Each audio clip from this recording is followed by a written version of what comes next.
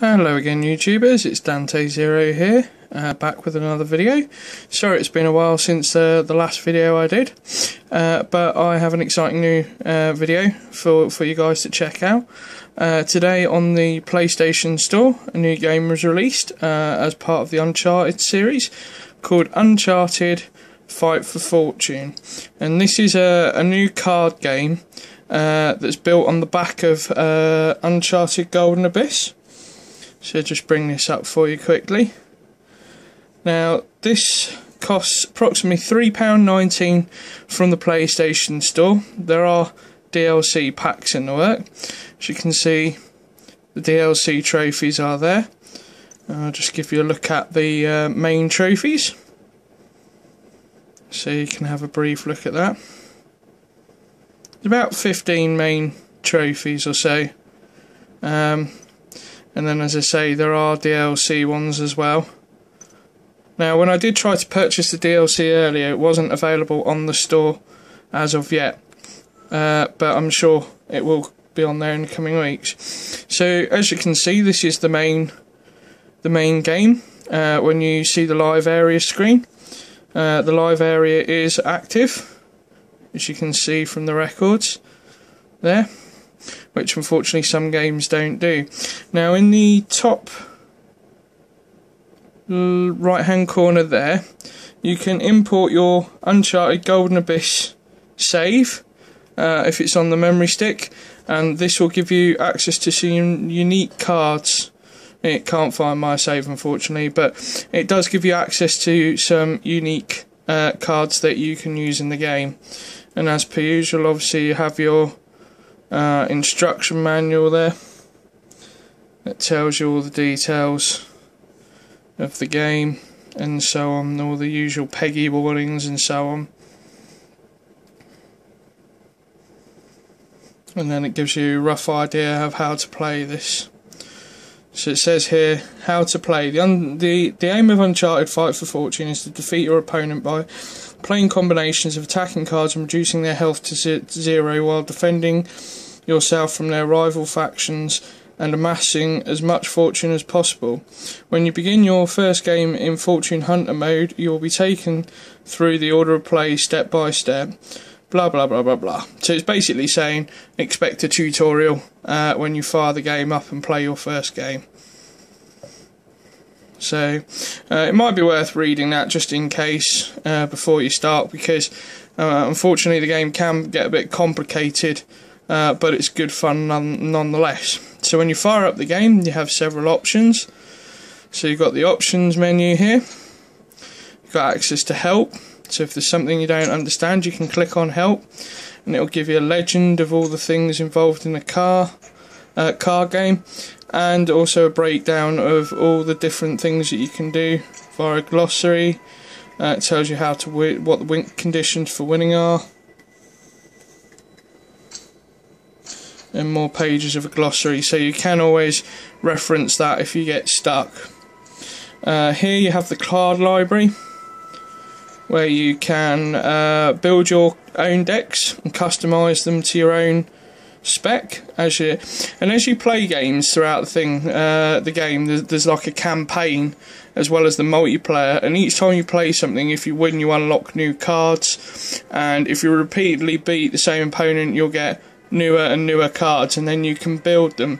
The faction builder, these will be all your hero, villain, mercenary cards, and you can choose which ones you want to put in a deck, or you can just do like I have, which is put them all, and it will give you randoms that you already have in your starter deck. As you can see, I've got quite a few hero cards already. These tend to be the most useful, if I'm honest.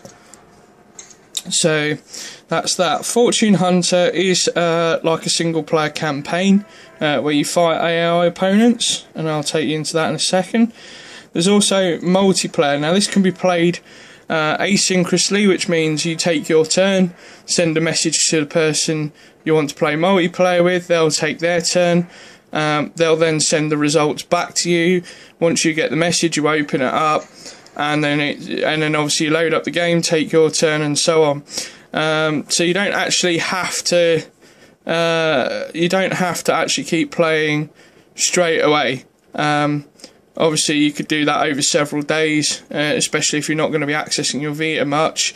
Obviously, you can take your move, wait a couple of days for someone to send one back, and then obviously, and partake in multiplayer that way. Or you can play with people who are just online straight away. And then you've got the quick fight option.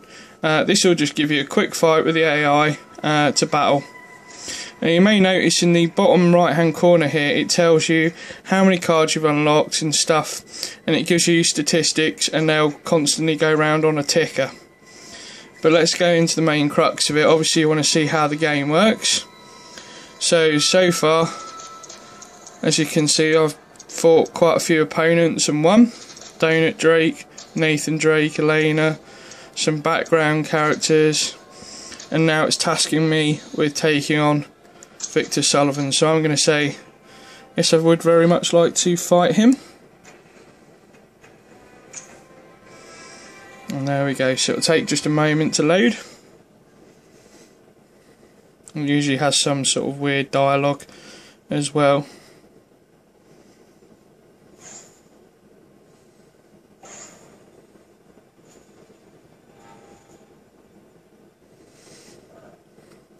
So it does give you tips as well, and it says the goal for here this time round is to amass 50 fortune. So it's not just a case of beating him, you've got to hoard it as well. So we'll show you how to do that. So I'll pick a card, so going to slide that card there. And you get these fortune cards. Now these are random. Some cards will let you see what they are. Others will reveal specific cards if they're in those three. So it's random, but it's not. So if we just pick the middle one, there we go. So it's saying that card's worth 22 fortune, and I'll slide that across and put it in the bank. Now I could have put it in the little bin, and that would have given me 5 fortune, but assuming that card that I've placed the fortune card on doesn't die, in a couple of rounds time I'll actually get 22 fortune as opposed to 5 fortune. And here you have what they call resource cards. You pile these on top of the other cards and they give you certain benefits. So as you can see, there's one that gives you +1 attack power, and you can click on that and it will show you. You've got one there that increases your defense and life of that card by 3 points. You've got one that allows you to bank a fortune card, and another one that allows you to bank a fortune card. So I'm going to take this fortune card and I'm going to put it on top of here, if it lets me.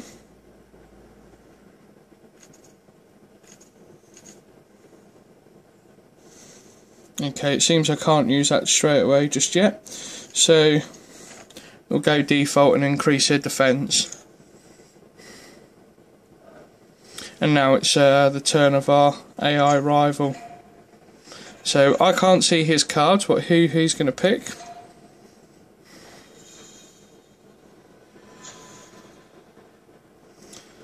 Okay, and as you can see, rather than bank the 11 fortune, he actually chose to put it in the pot and get 5 instead, cashed it in basically, rather than sat on it.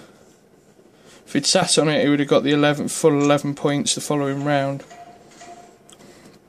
So I'm going to bring in a villain card,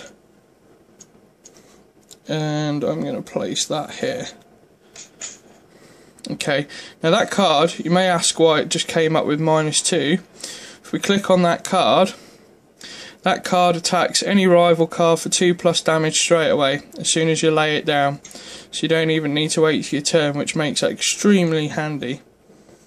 And there we go, I've picked another fortune card with 16 points on it. And we'll put that on there to bank that again. And I'm going to now try and use this fortune card. No, it's definitely not going to let me use these fortune cards. So I'm going to increase Eddie Raj's defense. And as you may have seen, because there's no rival card for me to take on in that space, it damaged Victor Sullivan's health.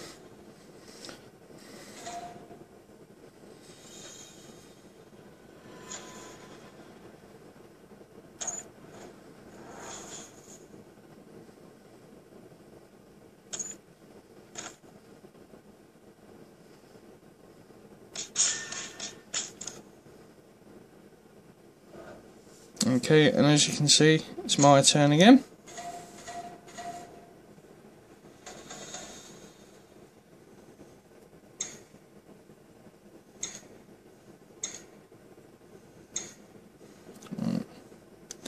So let's have a look, what card should we pick?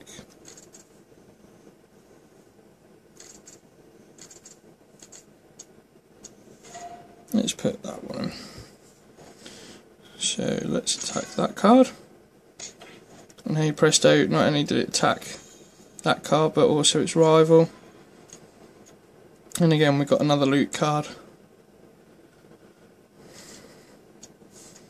It's best to keep dropping these on Elena at the moment because no one's attacking her.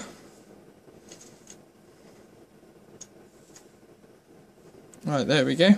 So now I can bank 22 treasure. And hey presto, the cards get to work. Now all of this may seem complicated, but to be honest with you, with a bit of with a bit of initial practice, the game actually becomes extremely fun, and it's not as difficult as you might imagine. As I say, I've probably not done the greatest job of explaining it, but you know, once you sort of get into the whole routine of how everything works, which to be honest with you took me about 20 minutes, it's actually a lot of fun to play. I'm quite intrigued to see what sort of alternative cards you can get from having played at Golden Abyss and unlocking trophies on that. I'm keen to see what extra special cards you get and how that interacts with the game, especially with playing on multiplayer as well. Yeah, we didn't pick a very good jewel there, so we might as well just bank that for 5. And I believe I've still got a jewel bank card. Yeah, let's bank 16. There you go, we're at 43 already. And obviously the aim is for us to get to 50. And we can do that in a number of ways. As I say, we can keep banking treasure cards as long as it lets us, or we can kill opponents if they have a treasure card stored on them, so you have to keep your eyes peeled, and you can click on the enemy's cards to see where they're holding if they're holding treasures or not, so then when it comes to killing them you know who to kill.